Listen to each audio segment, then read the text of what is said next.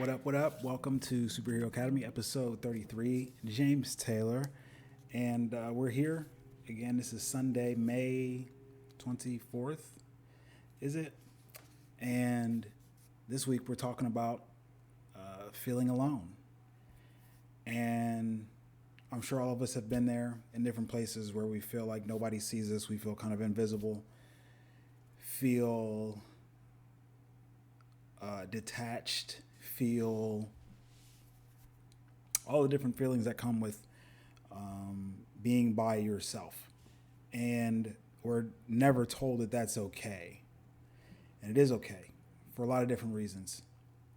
And I guess I should touch on those first, or should I touch on those after?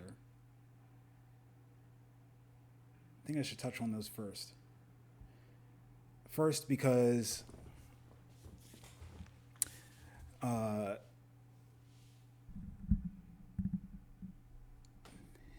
it's okay to have some time to think for yourself. It's okay to not have the noise of other people and the constant media and your friends and family in your ear. It's okay to be able to think and tell yourself that, maybe you're not happy in your current situation. Because if you need all the noise to be happy, then you're not actually happy. It's okay to be in your own mind wondering if you could be doing more. What is it that you actually want to do? Who you are, what you want. It's okay to think about those things. And when we have the noise, we don't think about those things. So I personally have been in this place. I've been seeing it coming a while off, so I was more aware. It's more when we get unexpected aloneness that it's a lot to handle. I know that these cycles come and go where you're alone, and then all of a sudden there's a lot of people in your time, in your area, texting you, messaging you, calling you. And then there's times when nobody's messaging you or calling you at all. And both of those times serve both of their needs. So for me, I was thinking of this week, and again, I'm not religious by any means, but the Bible is a great book. And for Neville Goddard, one guy I read a lot of, he says that the Bible is it's a psychological book of mindsets. So when you read the Bible and you read about the people, there are different mindsets and different things that happen to all of us. When you look at someone, you could say, hey, I identify with that. That's exactly what the Bible is. It's a book of mental states. Okay? So I was reading today, the thought this week came up, like, man, I feel like David, when he was on the run and he was in the cave in the dark. And here's a quick story about David. David, and the only thing that you hear about David is David and Goliath, right? But Goliath is just the big thing that you do that proves to yourself and to everybody else that, really anything is possible. That's Goliath versus David. And so when David does this, Saul, the current king at the time, asks who it was, first of all, and found the guy, went and found him and brought him in. Now he's working for the king. So Jonathan, the king's son, Saul's son, actually takes a real good liking to David, and him and David become really good friends.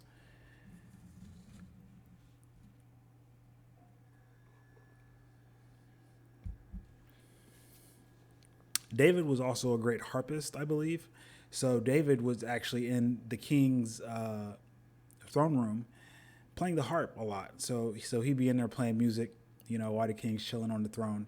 And because of Saul's jealousy towards David, so he put David to work. David went out to war and would kill people. And all of a sudden you had people of Israel singing, Saul has slain his thousands and David his tens of thousands. So Saul was pretty pissed off about this. Saul got pretty jealous about the fact that people were singing David's praises. So that's the situation where, you're outshining the people at your workplace.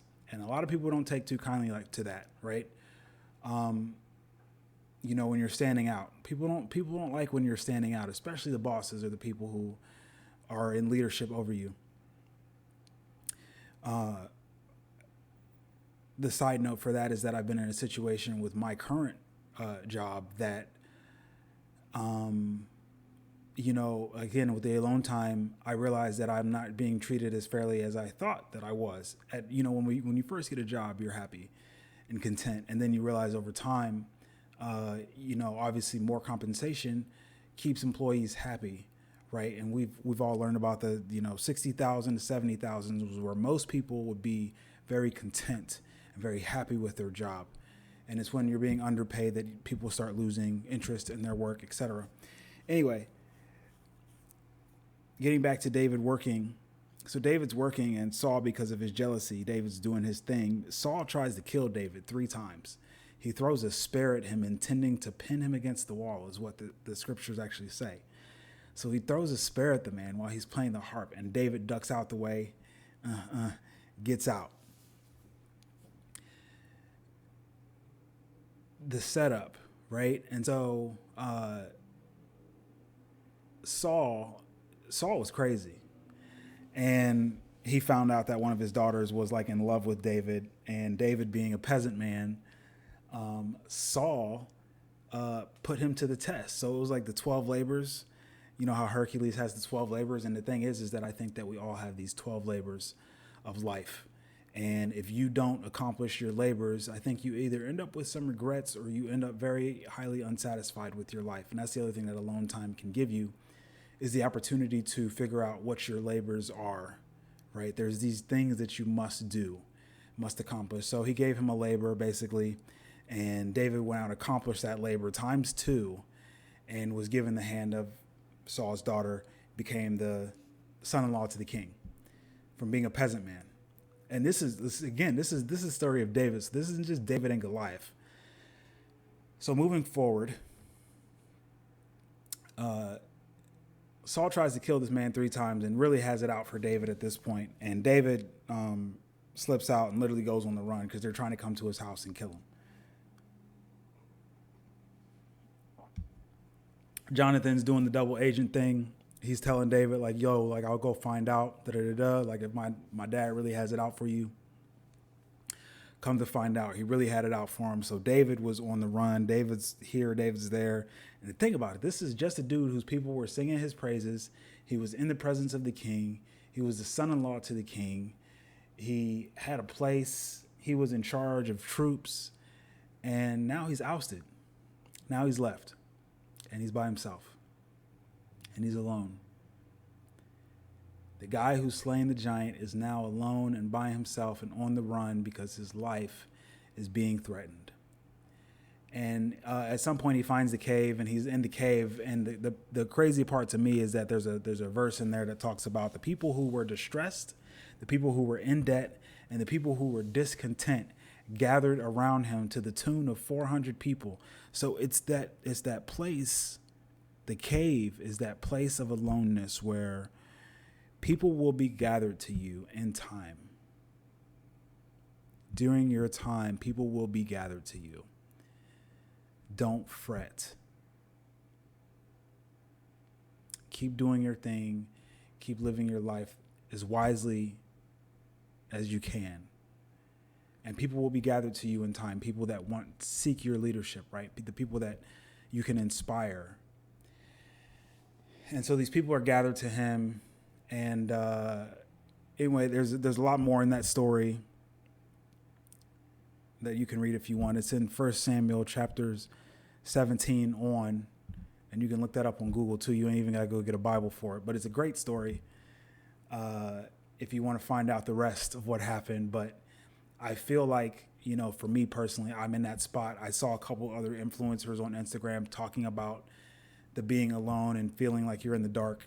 That's a spot that a lot of us are in right now. And also because Saturn is in retrograde from now until like October 10th, which means that we're in a cycle right now where all of the things that you're supposed to be getting accomplished, those lessons that you're supposed to be learning hardcore, this is a time period where you're supposed to be handling those. So it's not a time period of partying and doing a lot of big things like a lot of people are feeling, because of the opening back up, right? So this time period that we're actually in is one of kind of shoring up, what do they say, tidying up the house, getting your affairs in order. That's what timeness is. So if you're feeling in the dark right now and you're feeling alone and you're feeling off by yourself, or you're feeling just kind of that pull, that's the time that we're in anyway. So it is a time where you should be doing some self-reflection. It is a time where you should be thinking about what it is that you want out of life.